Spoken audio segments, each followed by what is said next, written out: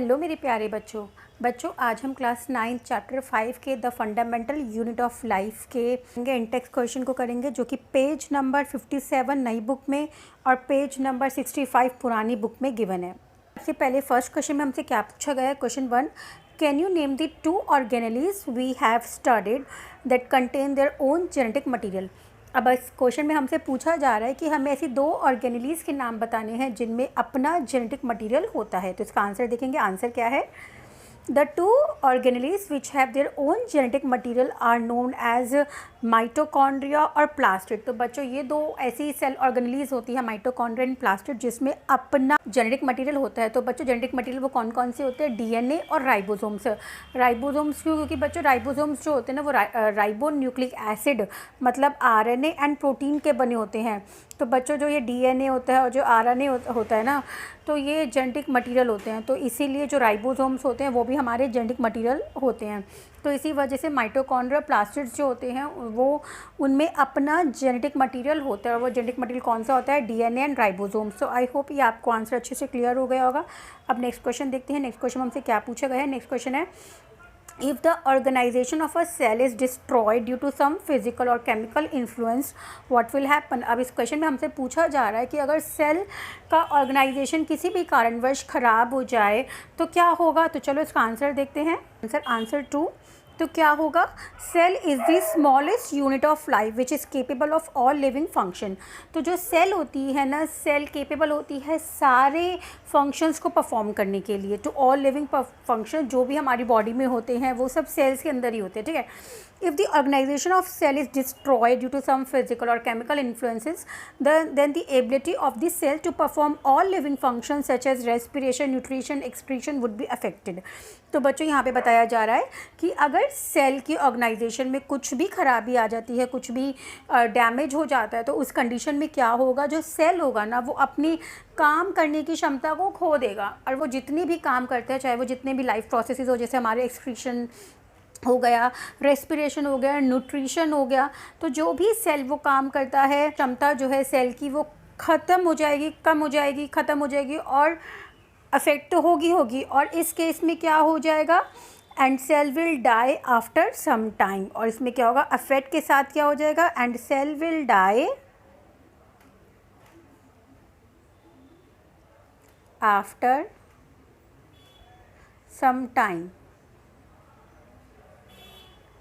तो बच्चों एक बात बताओ, यही तो है बॉडी में आपने देखा है ना, कई बार लोग जो होते हैं वो बाय बर्थ हैंडीकैप नहीं होते हैं, लेकिन चोट लगने से, एक्सीडेंट होने से वो जो होते हैं उनकी वो नर्व दब जाती है या वो सेल्स रप्चर्स हो जाते हैं, जिसकी वजह से वो पार्ट जो होता है बॉडी का वो काम करना बंद कर देता है। तो बच्चों रीज़न क्या है?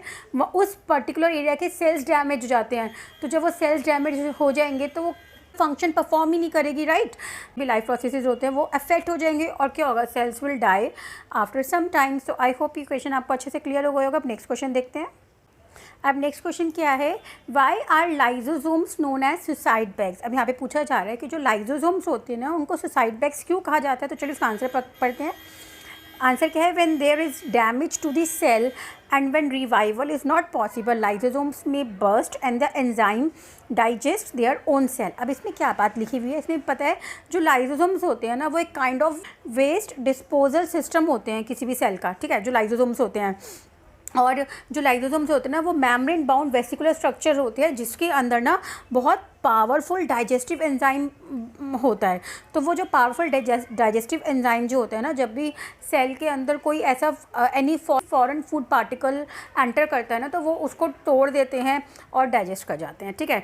और कई बार क्या होता है, जब कोई सेल डैमेज हो जाता है या फिर चर हो जाए या किसी कारणवश वो ख़राब हो जाए, तो उस केस में क्या करता है जो लाइजोसोम्स होता है, वो जो पावरफुल डाइजेस्टिव एंजाइम्स होते हैं ना वो उन्हीं अपने ही उसी सेल में सिक्रीट कर देते हैं। और वो सिक्रीट करने के बाद क्या हो जाता है? लाइजोसोम्स बर्स्ट हो जाते हैं और जो एंजाइम्स होता है ना वो अपने ही सेल को डाइजेस्ट कर जाता है। तो यही कारण है जो लाइजोसोम्स होते हैं are known as suicide bags. तो आई होप बच्चों ये आंसर आपको अच्छे से क्लियर हो गया होगा। अब नेक्स्ट क्वेश्चन देखते हैं। नेक्स्ट क्वेश्चन में क्या पूछा गया हमसे। अब क्वेश्चन 4 क्या है, where are protein synthesised inside the cell. अब पूछा जा रहा है क्वेश्चन में कि जो प्रोटीन सिंथेसाइज्ड जो होता है ना सेल में, वो कहाँ पर होता है। तो इसका आंसर देखते हैं। इसका आंसर क्या है, protein synthesise in cell take place in ribosomes. अब वो कहते हैं जो राइबोसोम्स होते हैं ना उसके अंदर ना प्रोटीन सिंथेसिस होता है, राइट, ठीक है। And hence ribosome are also referred to as a protein factories. इसीलिए जो राइबोसोम्स होते हैं ना उनको हम प्रोटीन फैक्ट्रीज भी कहते हैं। फिर ribosomes are particle that are found attach to the rough endoplasmic reticulum. अब जो हमने पढ़ा था ना एंडोप्लाज्मिक रेटिकुलम के 2 टाइप्स होते हैं, आर रफ एंडोप्लाज्मिक रेटिकुलम और एक होता है स्मूथ एंडोप्लाज्मिक रेटिकुलम, ठीक है।